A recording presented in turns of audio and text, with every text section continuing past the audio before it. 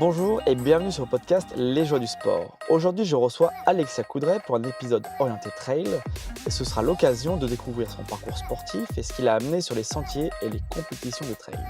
Mais aussi d'avoir sa vision sur cette discipline, savoir comment elle s'entraîne au quotidien et sera également l'opportunité de débriefer de sa performance qu'elle a réalisée sur le trail, le Tour des 6 vallées de l'Oisans, une course à étapes où elle termine 3e de ce challenge.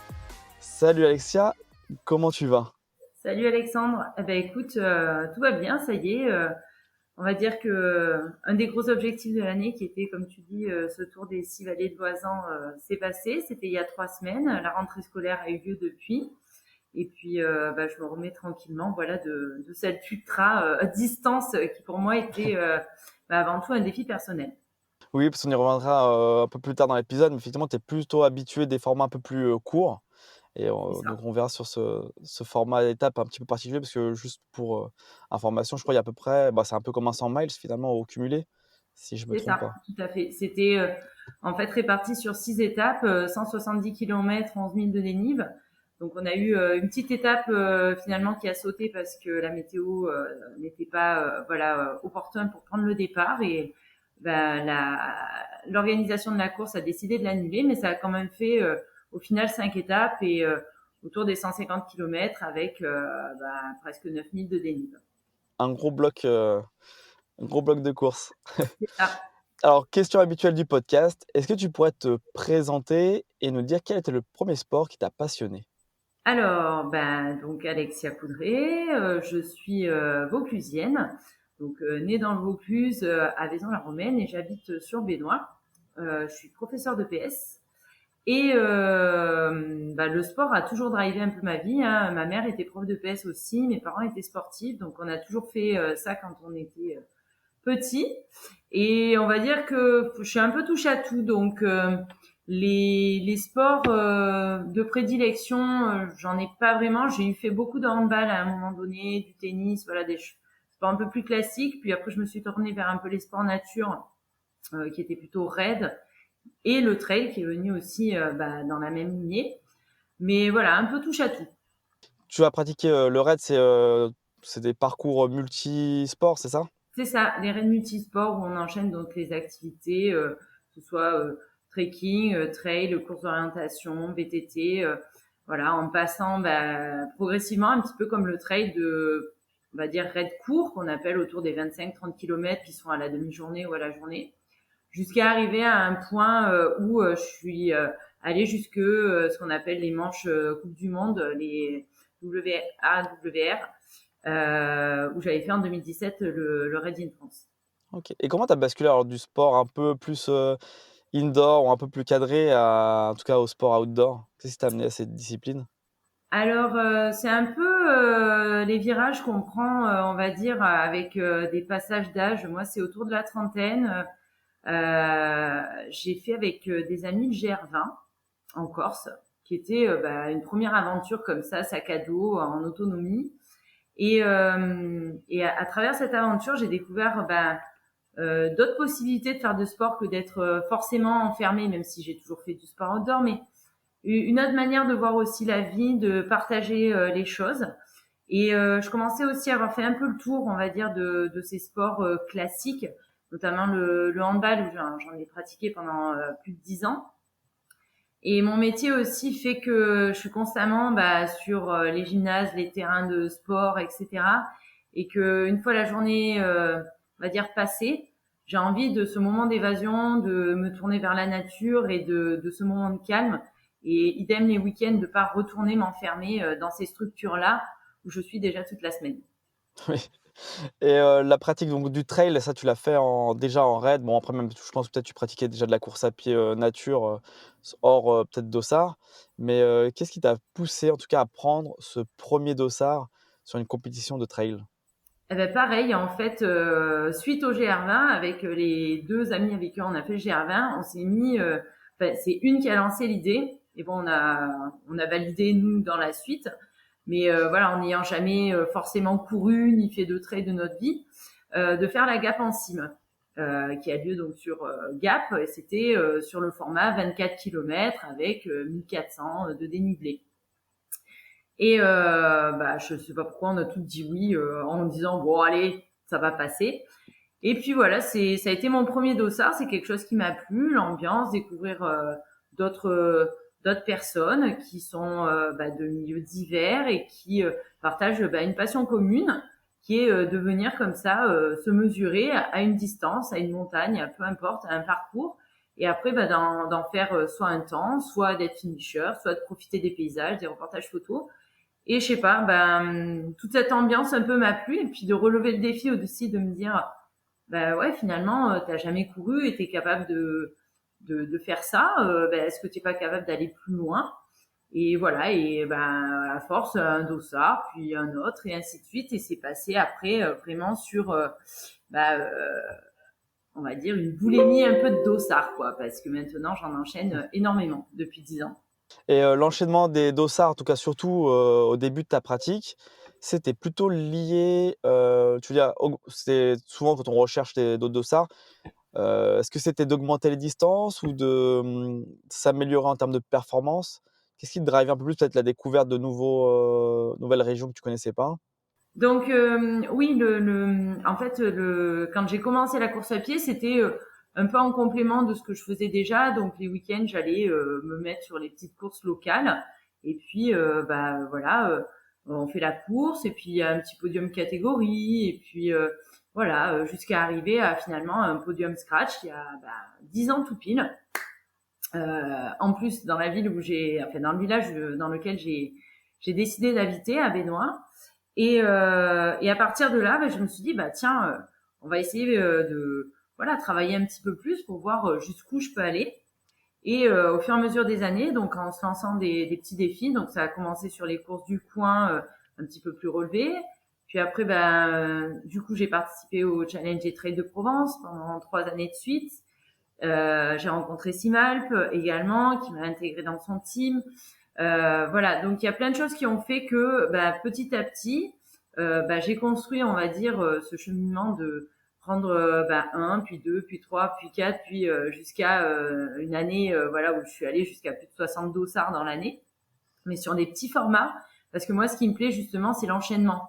C'est chaque week-end d'aller découvrir une nouvelle région ou un nouveau secteur ou un nouveau parcours, de rencontrer d'autres personnes, parce que je suis énormément dans le partage, moi j'adore ça. Et allonger forcément les distances, non, parce qu'on passe sur après un autre mode d'entraînement et notre mode de pratique. Et moi, pour le moment, vraiment, ce qui me convient, et ça, tant que ça fonctionne, je reste sur ça. C'est vraiment ces formats courts, on va dire moins de 30 kilomètres. D'accord, ouais, qui te permettent, bon après on parle aussi de ton entraînement, mais qui te permet en tout cas d'enchaîner des courses, assez régulièrement.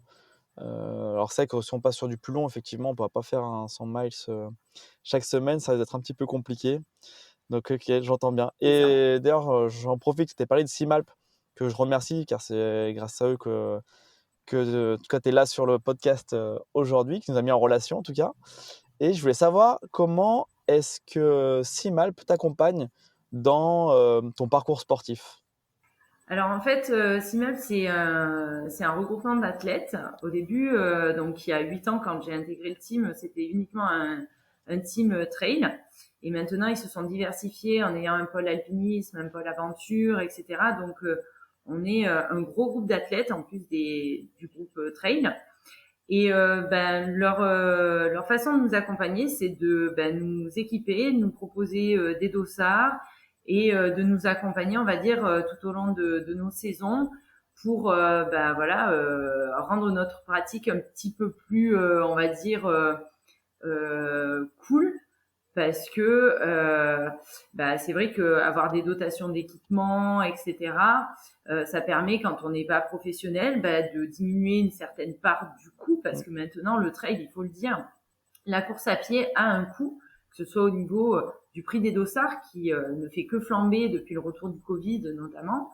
Les équipements, n'en parlons pas, c'est vrai qu'ils sont de plus en plus avec les nouvelles technologies sur des prix qui sont assez exorbitants.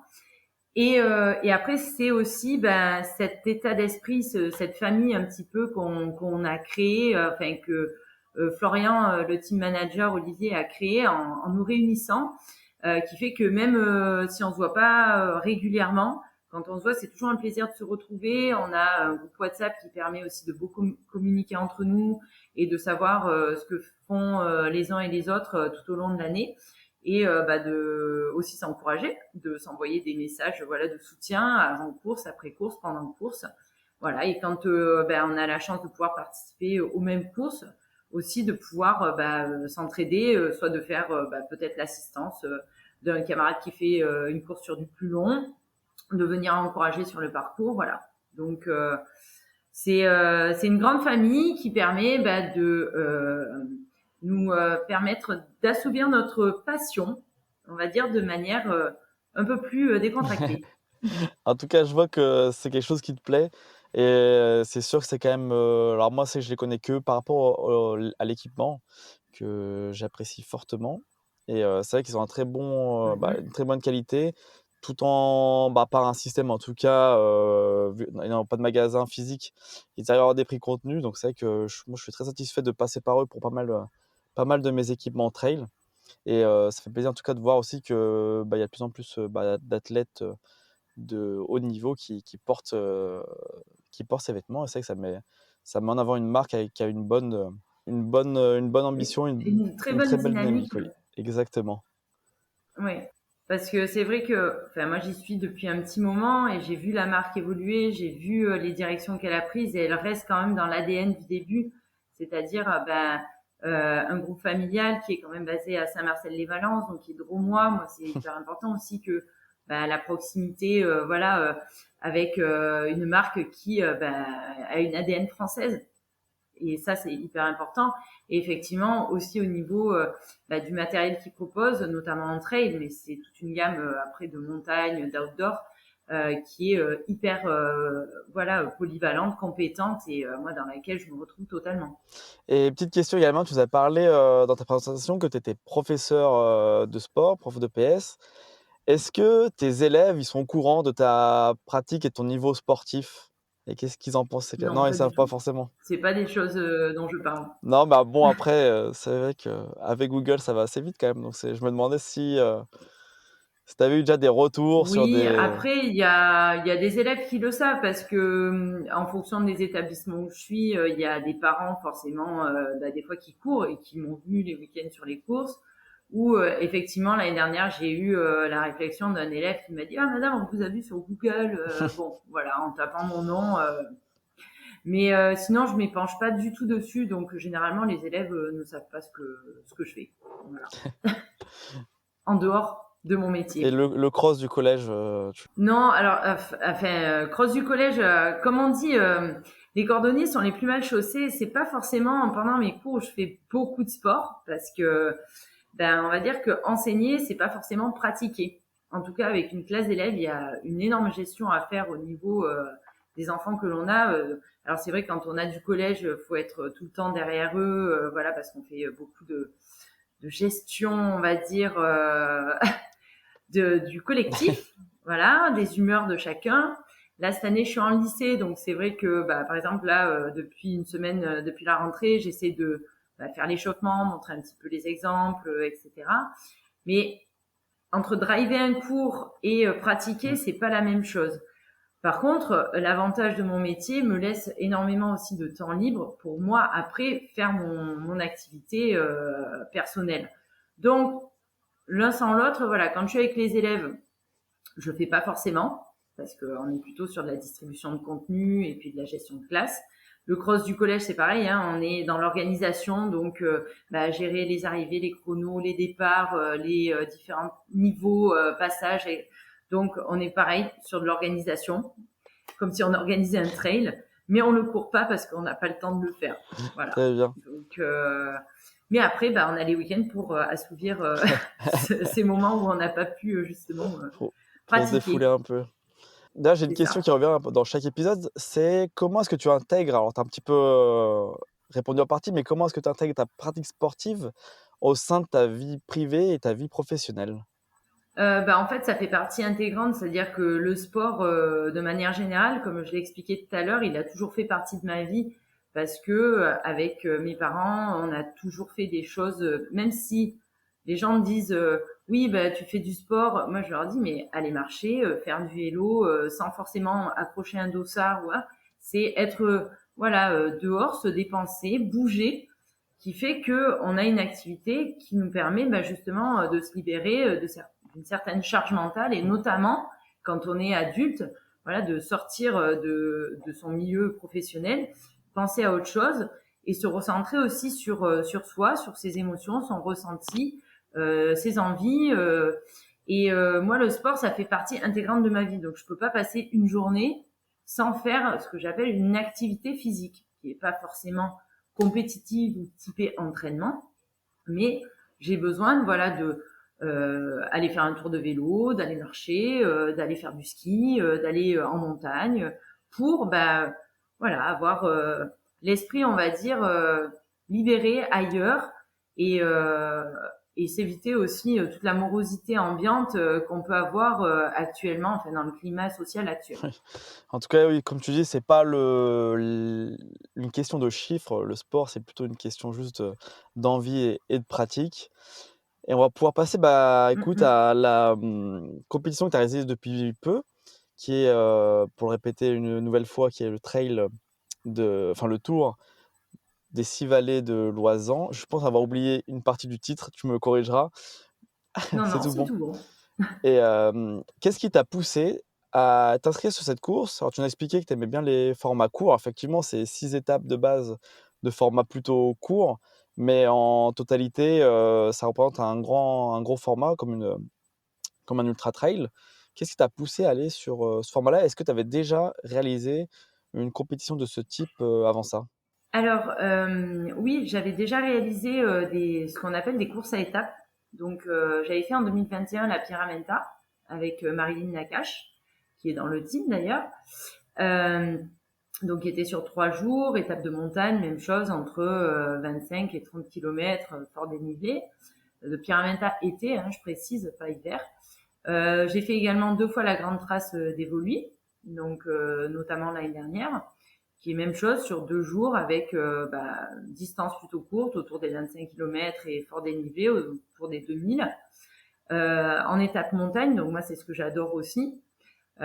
Et au plus c'est technique, au plus j'adore, parce que c'est vrai que maintenant avec l'âge aussi, la technicité fait qu'on gère l'effort d'une autre manière. Il y a toute une partie, on va dire, stratégique de la course dans ce genre d'étape où on n'est pas forcément tout le temps obligé de courir, qui est très intéressante.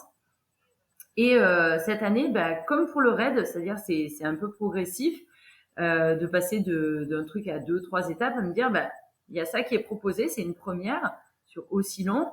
La même organisation, donc c'est les deux Alpes Trail, avait proposé, propose déjà ce qu'ils appellent le défi de la Muselle, qui a lieu au mois de juillet et que j'avais fait il y a 2 ans, sur le petit format. Et je me suis dit, là, il lance cette première du Tour de Loizan. Connaissant l'organisation qui était super, je me suis dit, c'est le moyen de voilà expérimenter un nouveau format un petit peu plus long par rapport à ce que j'avais déjà connu, d'augmenter un petit peu les distances et de faire entre guillemets un ultra que je ne ferai jamais parce que c'est pas du tout ce qui me branche. Voilà. Donc les leitmotivs, c'est ça, c'est des petits paliers qui ont été franchis depuis quelques temps et qui font que, voilà, à 43 ans, je me suis dit, un ultra, c'est pas pour toi, mais est-ce que tu es capable de le faire découpé sous forme de 6 étapes? Et on en parlait tout à l'heure, aussi découvrir un nouveau secteur parce que Loisan, il y a plein de secteurs moi que je ne connaissais pas. Pour cette course à étapes, ta préparation, est-ce que tu as fait des choses différemment pour te préparer spécifiquement à ce genre de course soit en termes de volume ou de travail spécifique? Alors pas vraiment parce que donc moi niveau entraînement je fais un petit peu au feeling. J'ai pas de coach, je me drive on va dire toute seule. Et cet été, voilà, comme c'était fin d'été, euh, je me suis dit, je vais faire comme je fais un petit peu d'habitude quand je prépare les courses montagne. Donc, ayant la chance d'avoir les vacances d'été, je pars en montagne dans le Kéra généralement, et je fais, on va dire, des blocs mais c'est de rando, hein, c'est de la rando. Alors certes, j'ai Mmh. un peu plus accentué cette année avec un peu plus de dénivelé, faire un tout petit peu plus long, mais ça dépassait jamais les 20 kilomètres hein, à la journée. Et pas forcément en mode course, c'était en mode vraiment rando. mais de mettre du rythme dans la rando. Voilà. Et tous les jours, pendant quasiment un mois, j'ai fait ça, ponctué par certaines courses aussi, puisque j'ai fait le Grand Raid IS3 début juillet, j'ai fait le Vars Mountain Trail, je suis allée sur Dornews également, où j'ai remis un petit peu de vitesse sur un format plus court. Mais après, j'ai pas eu d'entraînement vraiment spécifique à me dire il faut que je mange des blocs de 30-40 bornes pour assumer les deux étapes où c'était autour de ces distances. Voilà. Et le tout cumulé a fait que voilà, je me suis présentée, j'ai pris, on va dire, chaque étape au jour le jour et à la sensation, et puis à me dire, voilà, tu es plus sur un format que tu connais, c'est-à-dire 25-30 bornes, tu connais, tu peux envoyer la sauce. Là, non, tu as encore 5 jours, 6 jours à tenir derrière.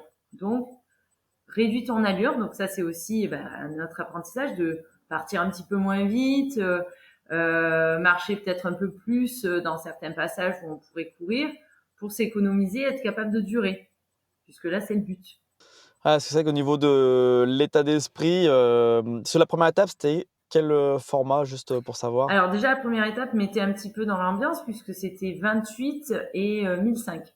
Oui, donc parce que c'est mis je pensais, je me dis si c'était une étape vraiment courte en première étape, c'est vrai que techniquement à gérer, c'est peut-être encore moins évident, pour pas se griller pour la suite. Là, donc, les 3 premiers jours, il y avait quand même, donc c'était 28, 24 et après, il y avait 38 de kilomètres. Donc, ces 3 premiers jours, déjà, étaient assez intenses. Pour moi, déjà, on était, on va dire, sur je redoutais vraiment l'étape 3 qui était de 38 kilomètres après avoir fait autant déjà la veille et l'avant-veille. En me disant, est-ce que je vais être capable de tenir, sachant que cette troisième étape était pas du tout mon type de profil. C'est-à-dire qu'il y avait 800 de dénivelé positif, mais on avait 2000 de dénivelé négatif. Et on terminait par 13 bandes de plat. Donc, tout ce que je déteste. Voilà. Et ça, après avoir fait 2 journées où il y avait eu 28 avec 1005 et 24 avec 1004.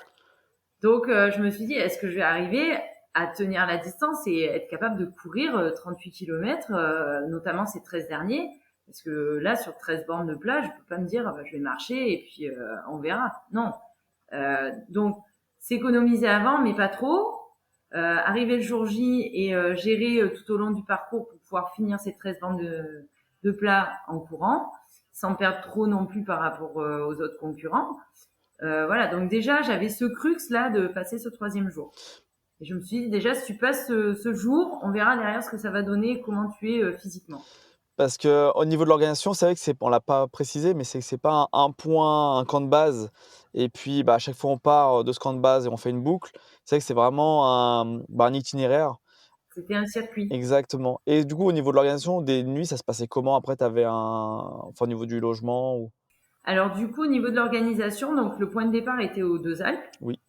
Et donc, effectivement, c'était des étapes. Donc, la première étape nous faisait arriver à Besse en 2 ans. Et de là, on avait soit on se débrouillait tout seul, soit on avait un système de navette donc qui nous ramenait. Donc, il y avait 3 spots pour nous ramener, les Deux Alpes, Bourdoisan ou l'Alpe d'Huez. Donc, moi, j'étais postée, j'avais pris un logement à Bourdoisan, qui était pour moi le plus central. Et donc, à chaque fois, on avait le retour en navette à Bourdoisan. Et le lendemain matin, même chose, la navette nous ramenait au point d'arrivée de la veille, qui était notre point de départ du jour. On enchaînait sur l'étape suivante. Donc, le jour 2, on arrivait aux Deux Alpes. Et même chose, et ainsi de suite tous les jours. Donc, ça faisait un petit peu...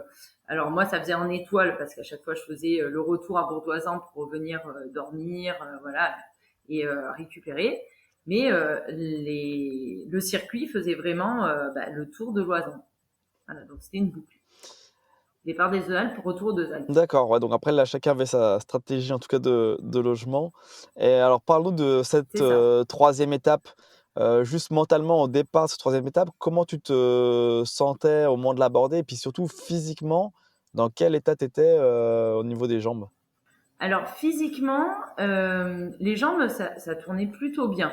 Donc j'étais assez surprise de me dire, bon, j'avais déjà fait, comme je t'ai dit, des courses à étapes, mais là, je me suis dit, ouais, bon, physiquement, ça va. Après, j'étais plus dans la gestion à me dire, ne te laisse pas emporter par le mouvement, on va dire, de foule, parce que toi, ce qu'il va falloir que tu gères vraiment, c'est ces 13 bandes de plat à la fin. Parce que tu vas être, dans ta zone de non-confort, puisqu'on va être autour des 28 kilomètres et qu'il va falloir aller jusqu'à 38. Et en plus, c'est que du plat, donc il va falloir que tu fasses que courir. Donc, j'y suis allée vraiment, on va dire, à la sensation, à me dire, bon, le début, certes, c'est plutôt un dénivelé positif, mais derrière, il faut s'enquiller moins 2000 quasiment de descente. Il y avait une partie quand même assez, moi, ce que j'appelle montagne russe, où il fallait relancer tout le temps, mais à garder quand même un rythme un peu neutre, sans se rentrer trop non plus dans l'art. Gérer cette descente pour arriver le plus frais possible, en tout cas pour moi, arriver la plus fraîche possible à Almont et finir ces kilomètres de plat.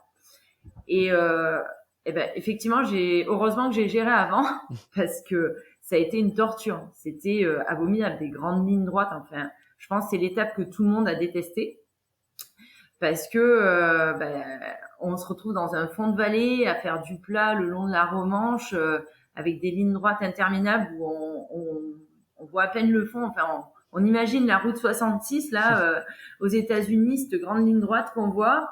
Bon, faut aller au bout. Et puis au bout de la ligne droite, on retrouve une autre ligne droite et ainsi de suite. Et ça, mentalement, c'est abominable.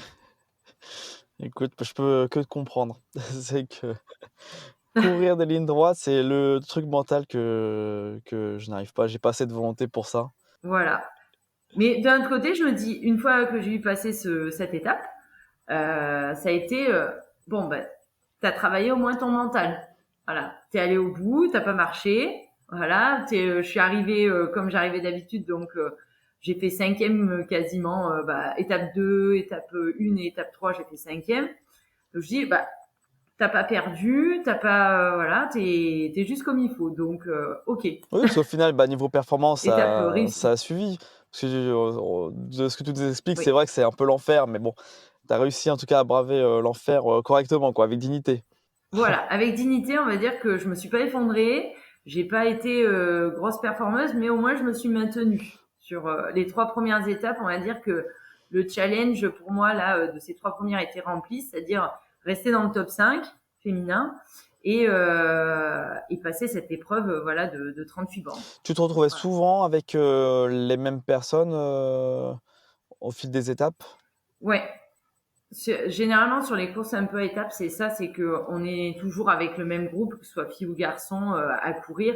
Alors selon, on va dire le profil, à un moment donné, on est devant ou on est derrière, parce que on a tous un petit peu nos points forts, nos points faibles, soit en montée, en descente. Alors moi, c'est plutôt tout ce qui est montée.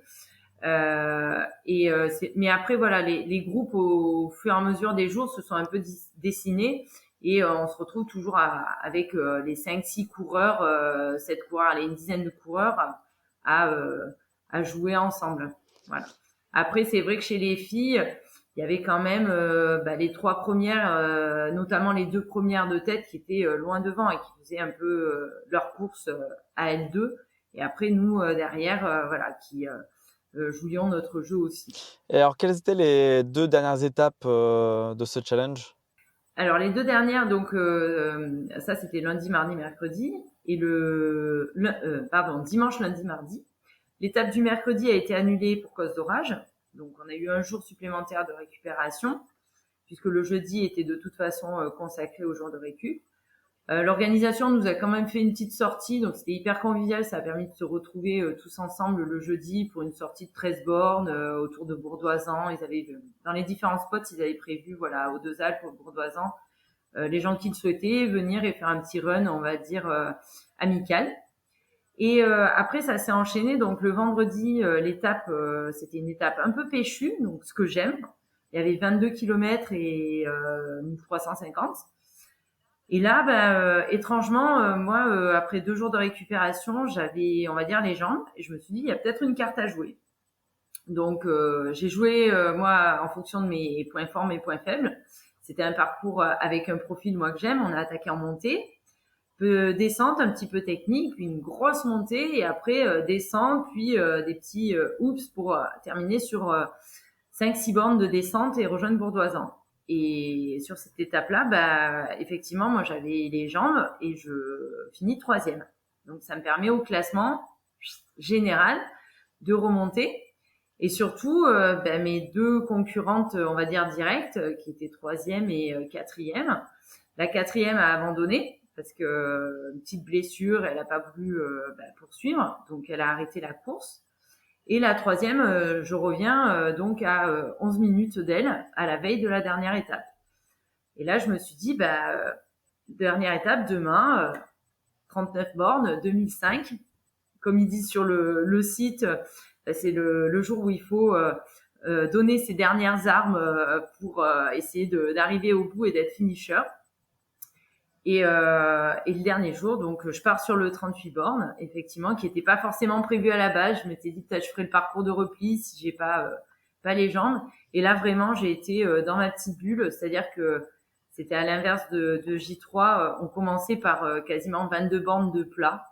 Et à partir des 22 bornes, là, on attaquait les choses sérieuses de Saint-Christophe-en-Oisans pour monter à la tête de la Toura, où on s'enfilait 1006 ou 1007 de dénivelé positif d'une traite après avoir fait bah, déjà 22 bornes de course.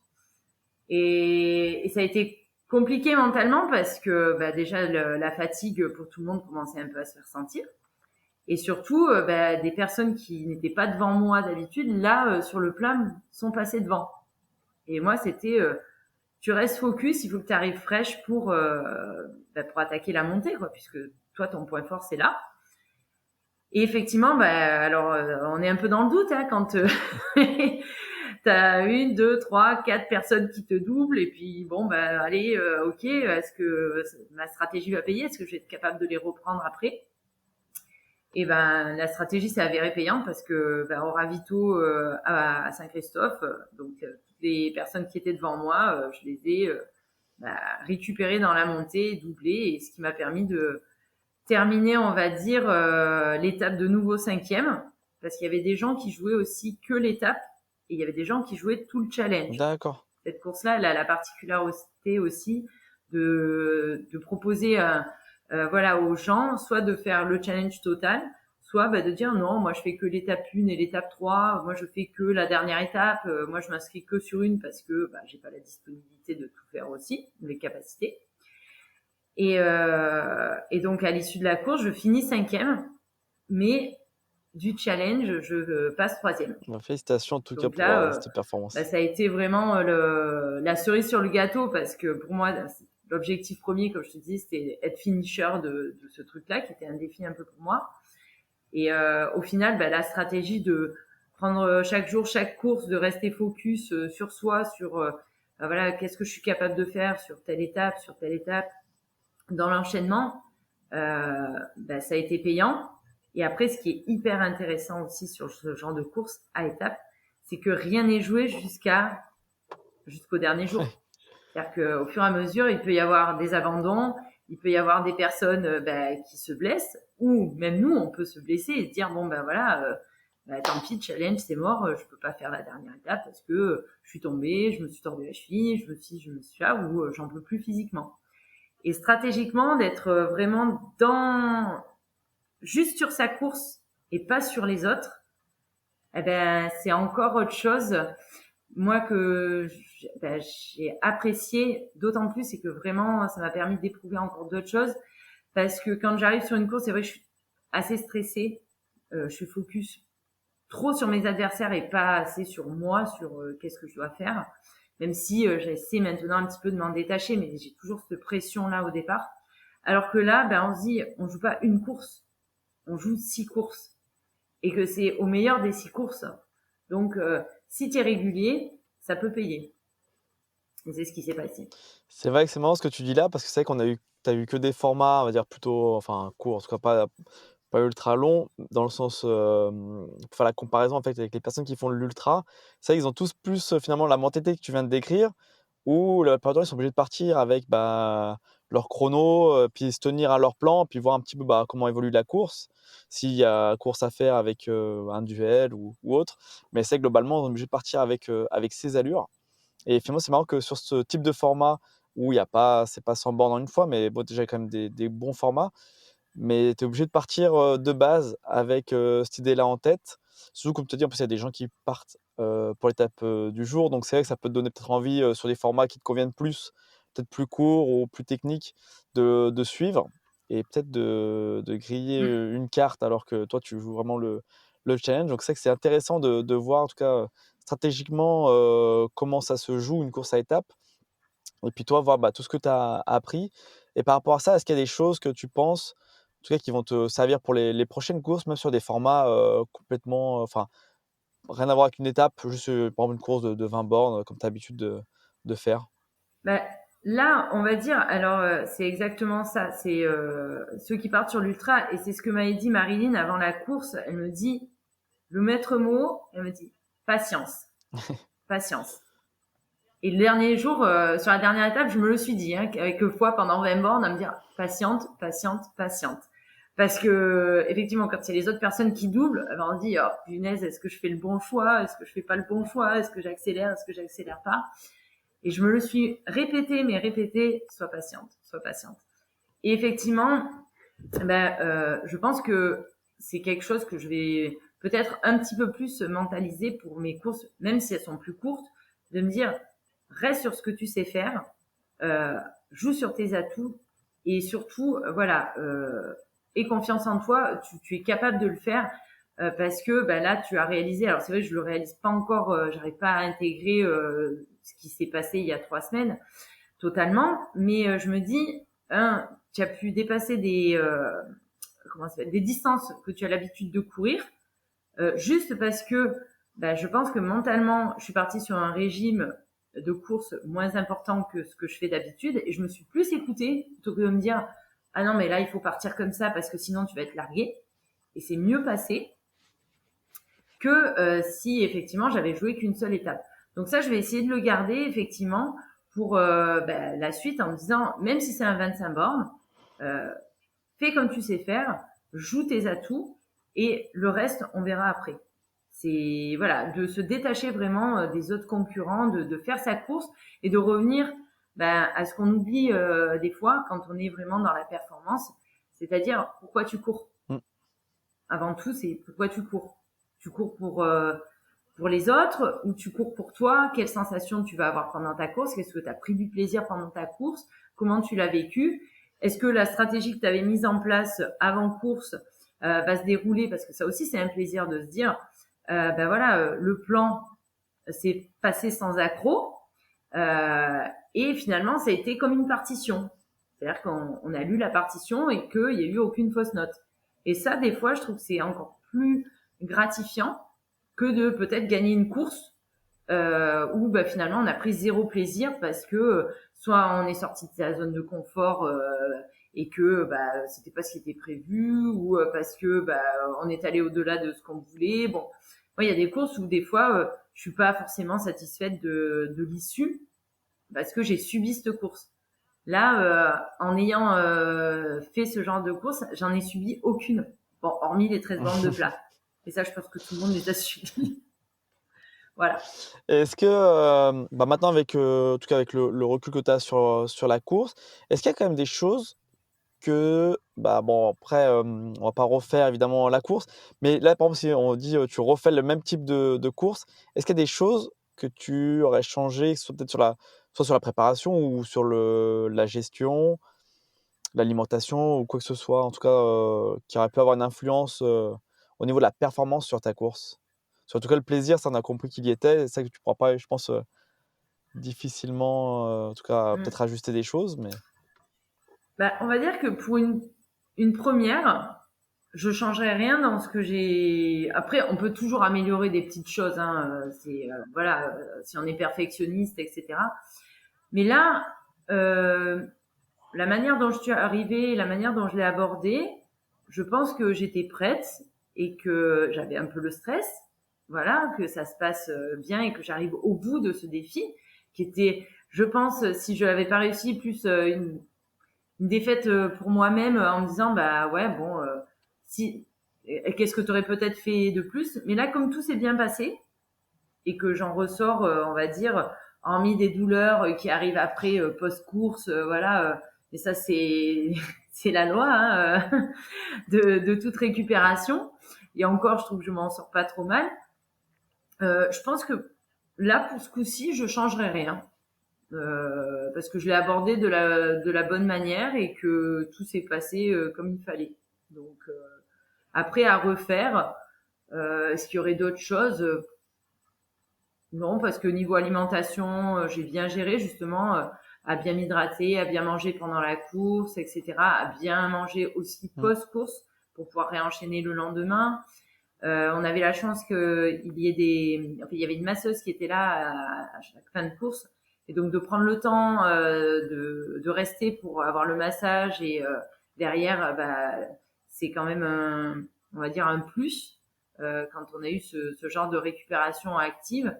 Donc non, là comme ça à premier abord, je j'aurais pas grand-chose à À changer. changer, bah, top. C'est vrai qu'on n'avait pas trop parlé évidemment, de la partie récupération, que ce soit au niveau de l'alimentation, bah, là, comme tu disais, avec des massages, parce que c'est vrai que la particularité de la course, c'est que, bah, faut rempiler, chaque matin et c'est vrai que là, on se rend compte que, bah, le sommeil, peut-être même, s'il y a la possibilité de faire des bains froids ou des choses comme ça, peut-être il y a pas mal de choses, qui peuvent permettre de mieux C'est performer ça.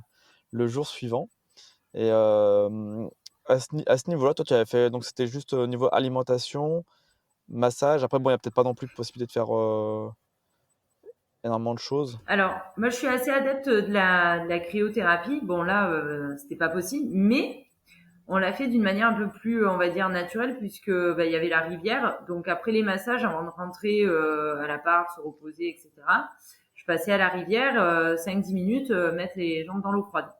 Après, le soir aussi, j'ai des bottes de pressothérapie. Et ça, je le faisais en complément avant de dormir, une petite séance de 20 minutes de pressothérapie et effectivement de recharger. Alors moi qui suis pas très pâtes ou riz ou etc. Là j'ai fait l'effort chaque soir de recharger, on va dire à ce niveau-là, au niveau glucides et protéines. Donc blanc de poulet, œufs, voilà, pour bah, effectivement le lendemain musculairement pouvoir réencaisser, de pouvoir repartir. Et alors, bon, la question, d'après-course, c'est est-ce que tu repartirais sur, ce type, de format? Alors que ce soit à étapes, mais surtout même au niveau, des kilomètres? Sachant que tu pourrais faire encore un peu plus, vu qu'il y avait une étape qui a été enlevée, pour arriver vraiment au format, sur lequel tu t'étais inscrit. Ouais, alors, au niveau format, je me dis peut-être. Alors là, je vais finir un peu la saison. J'ai pas. Si j'ai la Gap en cime au mois de d'octobre. Et après, ça va être les petites courses, voilà, au feeling. On va dire que le gros de ma saison est passé. Donc, pour la fin d'année, j'ai pas vraiment d'objectif particulier, de distance. C'est que je visualisais plus par rapport à la saison prochaine ou une autre saison, de repartir sur un format de ce genre. Ouais, alors j'ai déjà prévu la saison prochaine effectivement de refaire ce genre de course à étapes. Donc pourquoi pas peut-être le grand défi de la Muselle où on m'a proposé autre chose dans le Mercantour qui aurait lieu fin juin début juillet. Donc je vais voir, mais effectivement c'est quelque chose que j'ai envie de refaire, de renouveler.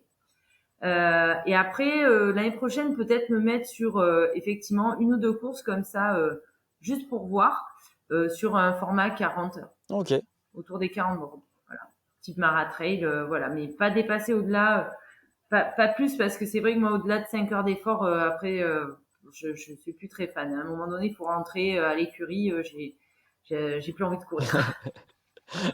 Écoute, bah, il en faut de toute façon pour tous les goûts. C'est vrai qu'en ce moment, actuellement, le trail, il est beaucoup plus Exactement. porté sur, tout ce qui est, ultra et encore, c'est même plus, exigeant que ça parce que ce serait plus finalement le format presque 100 miles à écouter, tout ce qui est en tout cas reporté, que ce soit au niveau, des infos ou même sur les réseaux. C'est vrai que le 100 miles, a plus de popularité et pourtant c'est peut-être le format enfin, c'est forcément déjà un format plus compliqué à aborder.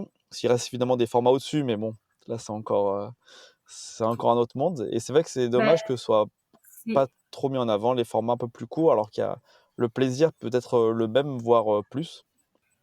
C'est totalement ça. En fait, l'ultra distance, maintenant, c'est vrai que c'est un peu on est sur la surenchère, hein, du plus, du plus, du plus, du plus. Mais après, faut savoir qu'un 100 miles, on peut pas se lancer là-dedans en se disant ouais, j'ai vu sur les réseaux, il ou elle l'a fait. Alors là, c'est la mode. Les influenceurs ont fait ci ou ça. Ah ben, je suis capable de le faire. Euh, non, il faut voir déjà derrière toute la préparation et ce que ça demande aussi au niveau concession personnelle et professionnelle pour pouvoir aborder un 100 miles de la meilleure des façons. C'est-à-dire que on parlait tout à l'heure de la notion de plaisir et de vivre une course pleinement. Si c'est pour arriver défait et faire une course et après plus recourir parce que physiquement on a accumulé une tendinite, une inflammation, on s'est blessé, etc. Pour réaliser ce 100 miles, c'est parce qu'on l'a fait à la va-vite pour dire juste j'ai fait mon UTMB ou j'ai fait mon ci, j'ai fait mon là. Je vois pas trop l'intérêt. Effectivement, et populariser plus ce genre de distance. Après, moi, j'attends de voir un petit peu sur le long terme aussi ce que ça va donner. Ces ultra distances et les gens qui enchaînent comme ça les longues distances. Parce que moi, maintenant, ça fait 10 ans que je cours. Je commence à en ressentir un petit peu les effets aussi musculairement, articulairement, etc. Parce que je prends énormément de dossard, mais je reste sur des petits formats.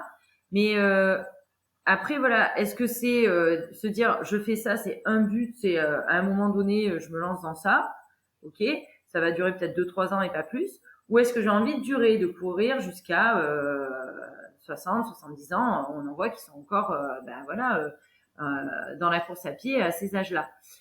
Donc, je pense vraiment que chacun doit se positionner à se dire est-ce que je le fais parce que c'est un effet de mode. Voilà, les médias valorisent le 100 miles, alors il faut que je fasse du 100 miles. Ou alors, est-ce que je reste sur des formats, et moi, c'est depuis 10 ans, c'est ça, on me dit, mais pourquoi t'allonges pas? Et parce que ça ne me plaît pas.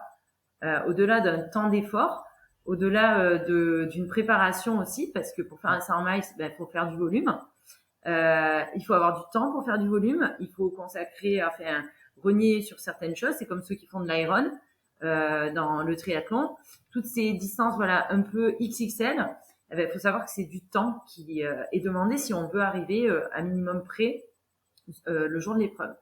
Et effectivement, c'est dommage qu'on parle pas plus. Alors, on parle un peu du skyrunning avec ces distances un petit peu, on va dire, extraordinaires parce que c'est grandiose, c'est technique, c'est dur.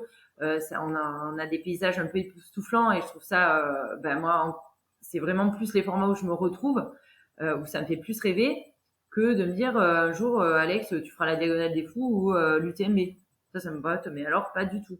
Par contre, format skyrunning, une Matézin, voilà, toutes ces choses-là, c'est beaucoup plus ce que je préfère. Parce que il y a cette dimension montagne extraordinaire avec un peu de technicité, voire un petit peu d'alpi dedans qui est mélangé et qui fait que moi c'est mon adrénaline, mais c'est mon ADN. Voilà. Et je pense que chacun doit avant tout se positionner sur pourquoi je le fais. Est-ce que c'est pour moi ou est-ce que c'est pour ressembler aux autres? Et comment, si je décide de me lancer dans ça, comment je vais m'y prendre? Comment je vais le réaliser? Et est-ce que j'ai la possibilité aussi de le faire? En tout cas, merci pour ton point de vue, Alexa. Et c'est vrai que c'est important de bien choisir les objectifs par rapport à ces temps d'entraînement hebdomadaires. C'est vrai que ça, c'est très important et pas, par exemple, si on fait 5 heures semaine, pas commencer à vouloir choisir un objectif qui demanderait 10 heures parce que on est rarement préparé aux conséquences. Et puis, suivant la mentalité de compétiteur qu'on peut avoir ou pas, on va peut-être prioriser l'entraînement pour son objectif et on risque d'avoir pas que, en tout cas, pas que des blessures physiques. C'est vrai qu'après, tout le quotidien, l'entourage peut avoir aussi. On parle beaucoup de burn-out maintenant chez les sportifs parce que justement cette surcharge d'entraînement est mentale qui s'associe parce qu'une majorité de coureurs, enfin, on va dire 90% des coureurs ne sont pas professionnels. Donc on a un métier à côté, faut pas l'oublier. Ce métier, il y a déjà une charge mentale, qu'on a une famille, qu'on a des amis, que du coup il y a aussi ça qu'il faut garder et pas se couper de ces liens-là qui sont quand même hyper importants pour son bien-être. Et que à partir du moment où on se dit ah non mais là il faut que je case ma séance, je sors du boulot, il est 19h, j'ai ma séance à faire, j'en ai pour 1 heure, donc ça veut dire que je suis pas rentrée avant telle heure chez moi, qu'il faut que après en rentrant j'ai peut-être des enfants où il va falloir faire les devoirs, ou alors se lever super tôt pour pouvoir faire l'entraînement avant d'aller au boulot, ou prendre sa pause méridienne au lieu de souffler et déconnecter un petit peu. Vite, il faut que j'aille m'entraîner entre midi et deux. Du coup, pas bien manger. Et tout ça fait que pour préparer un ultra, on le prépare pas un mois avant. Généralement, c'est une année, voire 2 années avant. Et que sur le long terme, est-ce que je vais être capable de tenir ce rythme-là aussi? C'est important d'avoir cette vision long terme. Ça donne tout de suite un petit peu plus rapidement un aperçu de si on est capable, de le faire, en tout cas, puis ça met tout en Dans quoi on perspective. s'engage? Exactement. Mm, Écoute, mm. en tout cas, C'est ça. merci avec ça pour, ta participation au podcast. C'est pas encore fini parce qu'il reste, le mot de la fin dans lequel tu pourras, choisir, le sujet que tu veux pendant la durée que tu veux. Mais avant ça, je voulais quand même te remercier d'être venu, d'avoir partagé ton point de vue, ton expérience dans ta pratique, sportive et c'était, un Merci à réel, toi. plaisir d'échanger, même si, c'est en grande partie de ma faute. On n'a pas pu faire, comme habituellement, un épisode avant, un épisode après, mais j'ai vu qu'on avait quand même échangé avant, j'ai pu te suivre, en tout cas, de loin, sur ce projet-là et c'était un plaisir de pouvoir faire, en tout cas, cet épisode, malgré tout. Oui, mais comme quoi, quand on veut, on peut. Hein, ça sera pas forcément le mot de la fin, mais voilà, quand à un moment donné, on trouve des solutions. Il y a forcément. Alors ça s'est pas fait avant, c'est pas grave, mais on a quand même réussi à trouver un créneau. Et puis, ravi aussi d'avoir pu échanger avec toi. Merci en tout cas, ouais, pour ce moment de partage et c'est que tu es la 2e personne du coup de Simalp, que j'ai eu après, Marlene, Nakache et en tout cas,